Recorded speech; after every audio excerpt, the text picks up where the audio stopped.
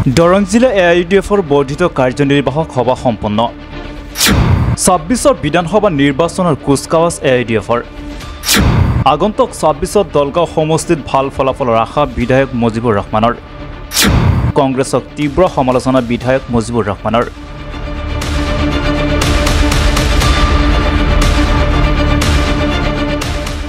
আগন্তুক ২০২৬ বিধানসভা নিৰ্বাচনৰ বাবে সকলো ৰাজনৈতিক দলসমূহে নিজৰ নিজৰ দলৰ ভেটি শক্তিশালী কৰিবলৈ অধিপৰি লাগিছে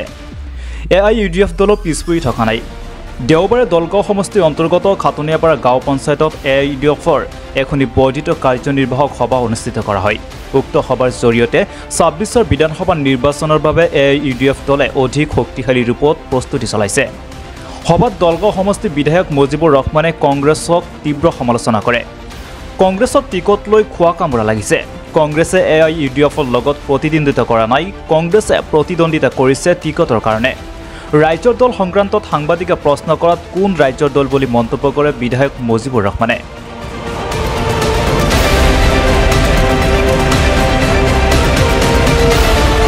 খাটনিয়াপাৰা GP অফিচৰ মানে প্ৰেক্ষাগৃহত আপোনালোকে দেখা পাইছে কিমান মানুহ হৈছে এখন বৰ্ধিত কাৰ্যসূচী জিলা সমিতিৰ দিয়া হৈছিল যথেষ্ট মানে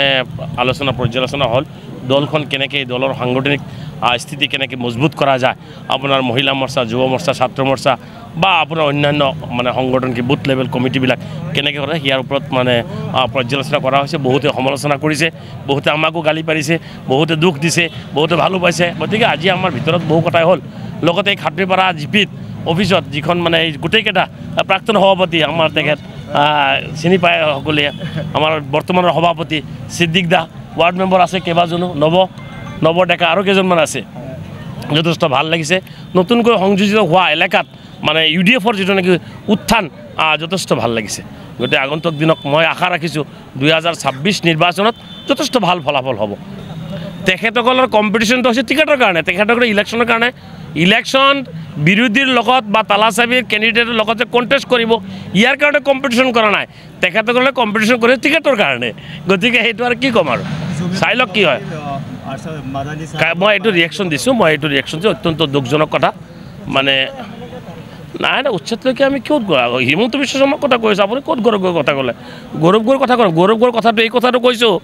যে গৌৰৱ গগৈৰ সতে ভোট পায় মিয়া অঞ্চলৰ টাৰ্গেট কৰি মিটিং কৰি আছে মিয়াৰ ভোট লাগে গৌৰৱ গগৈহঁতৰ গতিকে তেখেতসকলে গৌৰৱ গগৈ ডাঙৰীয়া যিহেতু MP চিটিং MP আমাৰ MPটো নাই দিল্লীত আছে নেকি নাই নহয় গতিকে গৌৰৱ গগৈ MP সাংসদ হৈ আছে আমাৰ আৰু ২-৩জন সাংসদ কংগ্ৰেছৰ পৰা আছে তেখেতসকলে এই বাৰ্ণিং ইস্যুটো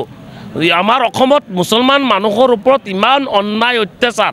আপোনাৰ সাম্প্ৰদায়িকতাভাৱে মানে উচ্ছেদ চলাই আছে এই কথাখিনি দিল্লীৰ বস্তুত উত্থাপন নকৰাটো খুব লজ্জাজনক গতিকে আমি কংগ্ৰেছক সেই কথাটোৱে কৈছোঁ গতিকে এইটো নহয় যে উচ্ছেদ মানে আমি কংগ্ৰেছক হেৰি মানে এলিগেশ্যন দিছোঁ আল্টিমেটলিটো উচ্ছেদ যিটো কৰি আছে হিমন্ত বিশ্ব চৰকাৰে সাম্প্ৰদায়িকভাৱে কৰি আছে নকয় একো নকয় মুছলমানৰ ভোটখিনি লাগে মাত্ৰ কংগ্ৰেছক আৰু কংগ্ৰেছে সব সৃষ্টি কৰিছেতো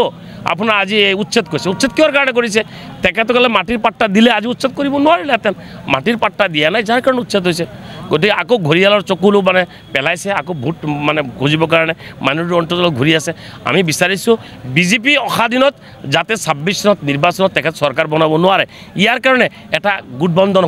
হ'ব লাগে আৰু ইয়াৰ কাৰণে আপোনাৰ আমি এটা আহ্বান ৰাখিছোঁ যে গৌৰৱ গগৈৰ নেতৃত্বত তেখেতসকলে আপাৰ আছাম বা আদিবাসী অঞ্চল বাগান অঞ্চল বা ডিমা হাছাও অঞ্চল BTAD অঞ্চল সেইবিলাক অঞ্চলত তেখেতসকলৰ কষ্ট বেছিকৈ কৰিলে সেই চৰকাৰ বনাব পাৰিব আদাৰৱাইজ আপোনাৰ ঘূৰি ফুৰি খালি দলগাঁও ধুবুৰী